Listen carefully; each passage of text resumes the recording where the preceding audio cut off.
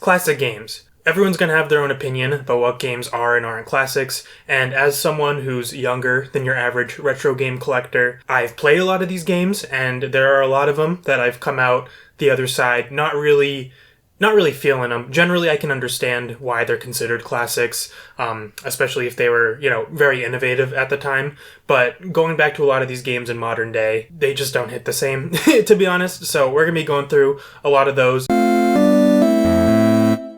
If there are any classic games that you feel really don't hold up, maybe you don't think they should be considered classics in the first place, comment those down below. Let's start a discussion. Before we get into the meat of this video, please like and subscribe. We're really trying to grow the channel. We're really excited about what we have upcoming. We have some super big changes coming to the channel, so keep an eye out for those. Also, go join our Patreon. I have posted 2 reviews on there so far. Andy and I are both going to be writing reviews, and I decided in the spirit of this video, I would review another classic game I don't really understand, which is Tony Hawk's Underground. Go find out why I gave that a 5.5 by joining the Patreon. We have deals starting at $1 a month. Let's start with the heavy hitter, I feel like, of this video. I really don't feel like the original Mario holds up, and I've expressed this view to Andy and other people just in my life, and I'm surprised that they're surprised about it most of the time. No, I'm kidding. I don't hate the game that much. Yeah, as you can see, I got the double pack, Duck Hunt, and Mario Bros. 2 games in one. I've never actually played Duck Hunt. I do have the Zapper, and I have a CRT. I should try it. But my issue with the original Mario Bros. Has always just been the momentum. I get that it was the first game ever or whatever, so they didn't know how to make things move right.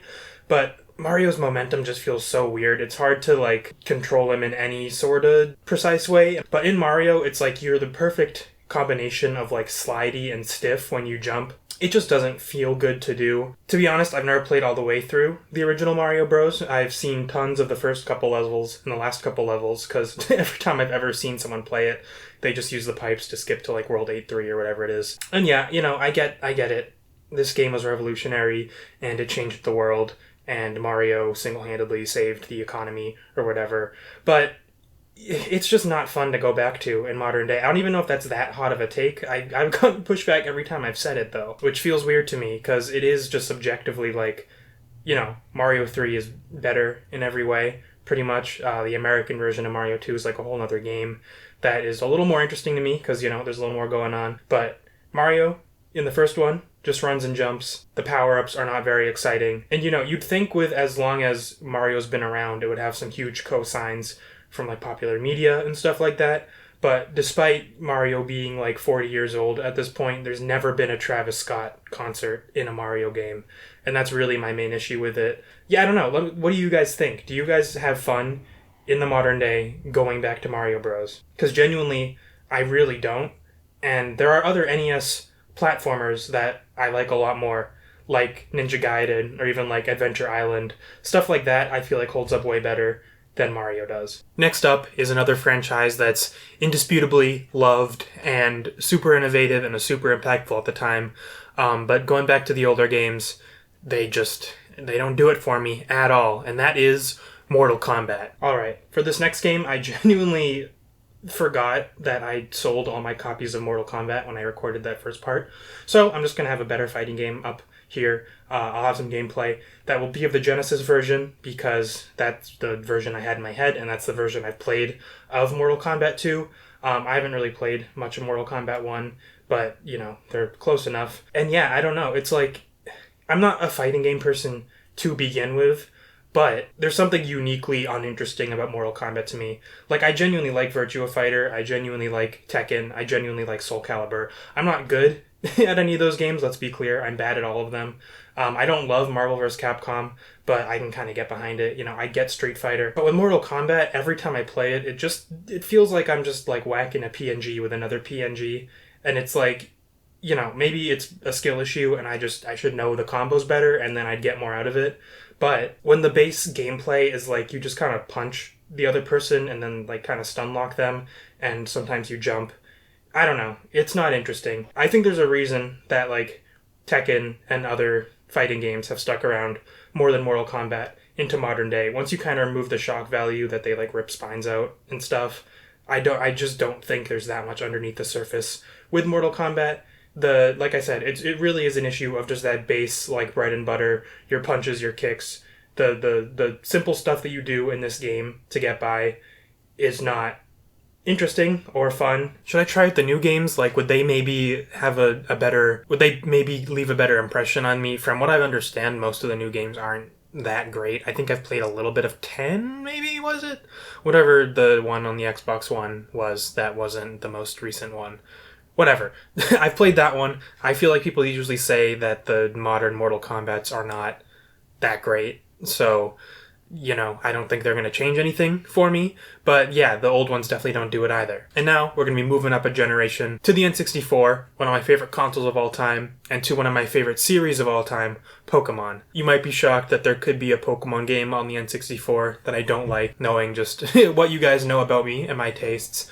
But I truly do not understand the appeal behind Pokemon Stadium. Oh, Pokemon Stadium. How I wish you were a good game. But you're not. I get it. I understand that it would be exciting to see your Pokemon in 3D if all you had ever done was play, Gold and Silver and Red and Blue. So at the time, sure, this game has a place. It's like a little expansion pack for Gold and Silver. But people still talk this game up, and if you go to it in modern day, it's like, oh my goodness, it is so slow. It is the absolute slowest way to play Pokemon. You just sit there for 30 minutes while the announcer's like, Jigglypuff uses Sing. And then you watch a 20-minute animation of Jigglypuff. Whatever. It's so boring. The battles are just horribly paced, and then people are like, oh, what about the minigames? And it's like, sure, the minigames are kind of fun. Who cares? They're like Flash games. That doesn't justify a game being some legendary game. People are always shocked when I'm like, Pokemon Stadium kind of sucks. It's not fun. There's not much to do in it. I genuinely would struggle to see any argument for it besides just that it's cool to see your Pokemon from Gold and Silver in 3D. And then lastly, for this video, I'm going to make sure to upset everybody, because you're either going to be mad that I'm calling this game a classic, or you're going to be mad that I don't like it. And that is The Legend of Zelda Breath of the Wild. I've said this before, and I'll say it again. I would just rather play Skyrim. Breath of the Wild's cool. I don't even hate it. I can have a little bit of fun with it. I've probably played it for 10, 15 hours. I probably played it for 30 minutes to record footage of it. It just really confirmed that I'd rather be playing Skyrim. The way Breath of the Wild does an open world is that there are trees that you can break, and there are hills you can sled down, and sometimes you'll find an orb that gives you backstory. But with a better open world game like Skyrim, which I am going to be bringing up a lot in this section, so get ready for that. The world building is actually just baked into the world itself and how you interact with it. You'll see a dead skeleton next to a cave with a bear in it, and there's maybe a note that's I've been trying to hunt this bear that's been terrorizing my village. Whereas in this game, it's you just walk up to an orb and then a cutscene plays and they're British, and it's I don't know, whatever. I don't really care. The combat is better than a game like Skyrim, sure. But in an open world where realistically you're walking around most of the time, I think the exploration and the world building matters a lot more. And Breath of the Wild really does not do much of that. Also, the puzzles are so whatever. Sometimes they're annoying and sometimes they're just boring. I don't care about these types of puzzles. At least with Skyrim, they were quick. You just looked at the object or whatever, and then it showed you the runes you need to put in to open the door. But in this game, it's I literally quit this game because I got stuck on one of those a Wii balance board type puzzle where you're trying to roll a ball around.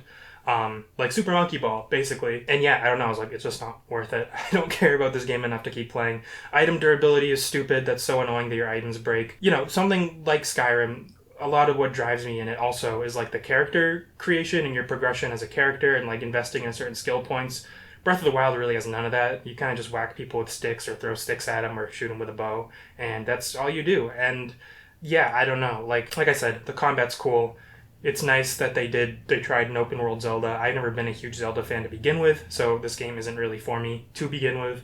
But people were saying that this was the greatest game ever when it came out, or was the greatest Zelda game. It definitely isn't. It's Zelda trying to be open world and doing a decent job at it. I don't hate this game, but it's a 6 out of 10. All right, so thank you guys for watching. Hopefully, some people still messing with me, still like me after these takes.